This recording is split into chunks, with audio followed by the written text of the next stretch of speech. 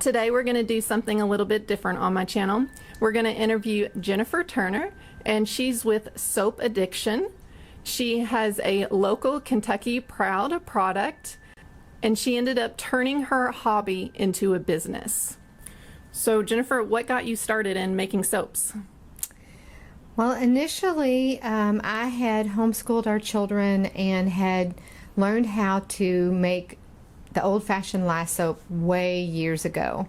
And then we bought all this acreage and we got goats, and we were using the milk to drink and make cheese, but you can only eat so much cheese and drink so much milk. And I was like, what can I do with this milk? And a friend of mine mentioned making goat milk soap.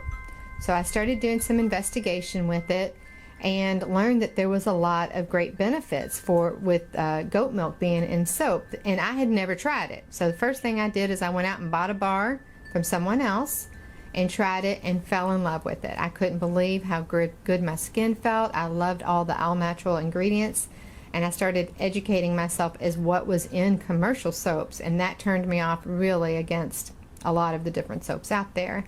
So I initially just started experimenting more for what I could provide my own family. I wanted to provide them with all natural products. We try to eat very clean. We try to live a very sustainable lifestyle.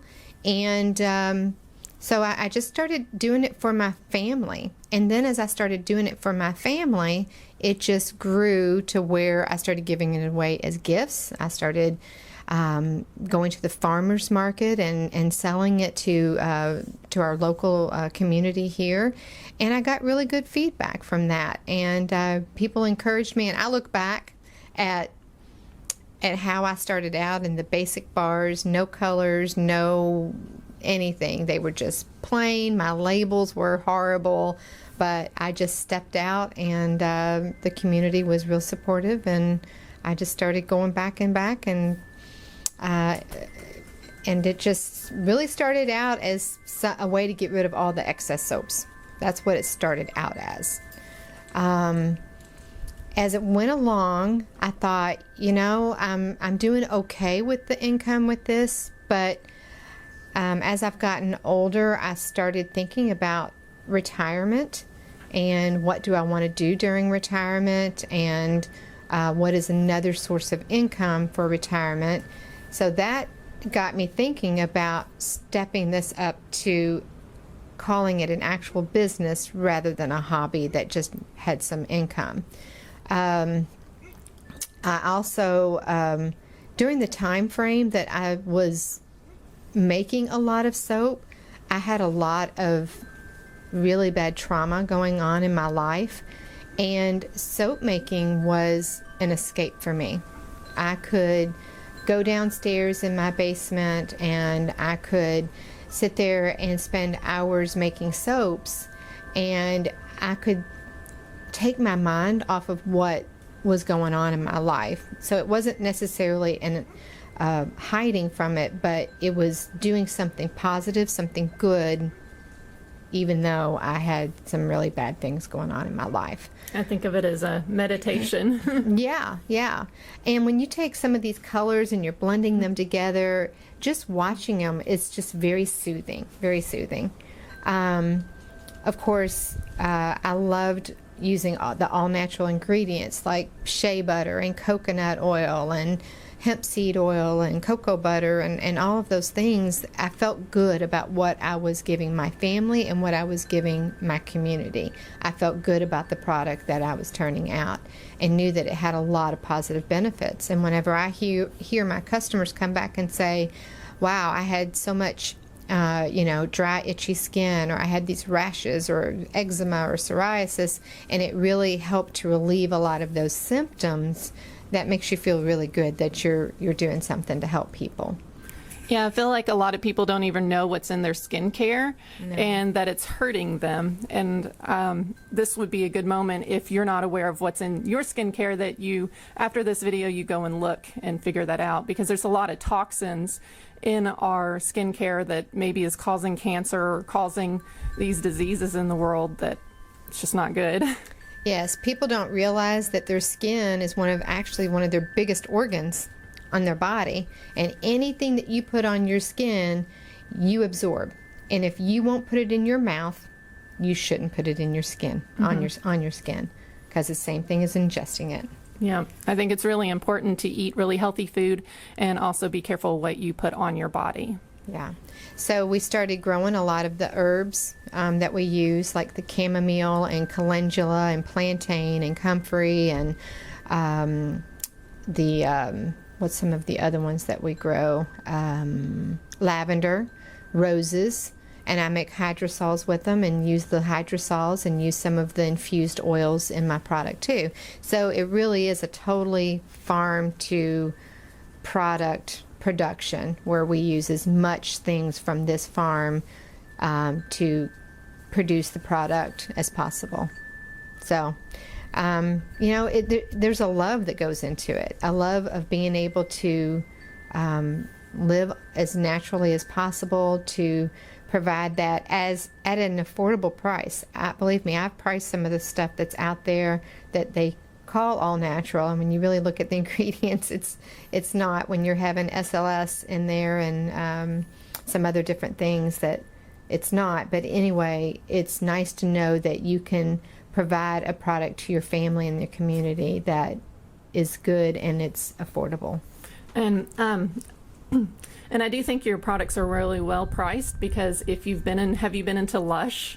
I have visited there once just to check them out. Yeah, they're really expensive. What was it, like $20 for a little bottle or something? Yeah. So Once I started with the soaps, I went into the lotions, and then I didn't like the insecticides or the repellents that were out there, so I investigated some different natural bug repellents and started adding that to my lotions. Started noticing that there was just a lot of bad insect repellents that you put on your skin, so I started putting neem in there, and that is a natural insect repellent that is just an added benefit. When you put the lotion on, you can go outside and you don't have to get eat up by mosquitoes and ants and the no-see-ums and ticks. I mean, I haven't had a tick in years, so it's just a very nice all-natural product.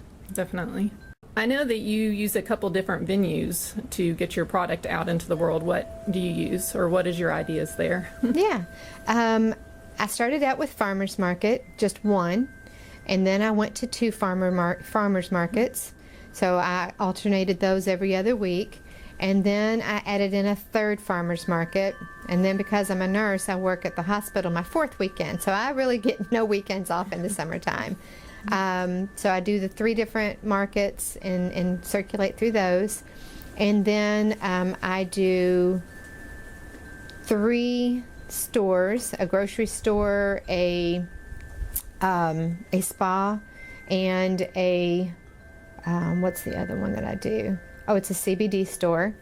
And then I have 2 private labels to where I make the product, I ship it to them unlabeled, and then they put their label on it, so that way people have to kind of go back to them to get the product. But as long as I'm selling it, either way, it's okay. You're still having income from it. So if there's somebody watching this video that would like to network with you and maybe get your soaps and put their name on it, I'll put contact information below the video, and you can contact Jennifer directly. Yes. I have a Facebook page called Soap Addiction. I have a website called soapaddicted.com. I also have an email, which she can link that in there as well. So there's different ways to get a hold of me, whether you want to use my name and put the product in your store, or you want to buy some for yourself, or you want to private label it. I have different options for that.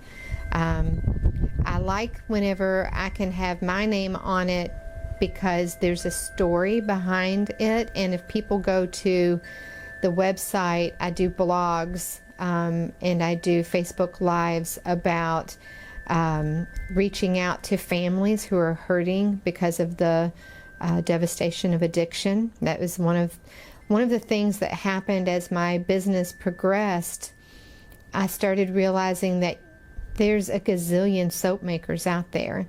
And to do a business of any kind, you have to discover what sets you apart, what makes you different from any other soap maker. And for me, I knew that I had a passion to work with families healing from the devastation of addiction. Maybe they have a loved one that's actively involved in it. Maybe they have lost someone to addiction. And to be able to reach out to them and offer words of encouragement, to offer support, to use some of the funds that I get from this income to support recovery programs, Celebrate Recovery, different avenues like that. It's like it became a mission in addition to selling the soap. More, just as much so, was the ability to connect with people, and you can do that through the farmers markets and through the like I said, the website and stuff like that. So that is just equally as important. So I encourage you, if you're starting a business, that don't just have a product, have a passion or a mission behind what it is you're selling, because people will connect with that more so than the product itself. They'll love the product, but they will keep coming back because they love your story, and that has to be part of it. You also do a lot of different videos, just inspiring people and talking to people, every week on your Facebook? I try to do at least one every week, maybe twice.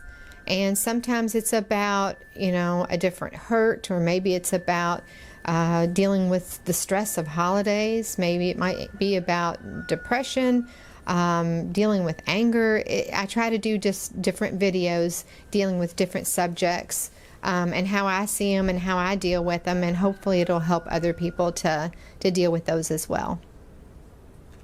It sounds good. So where do you plan to go long term with this business?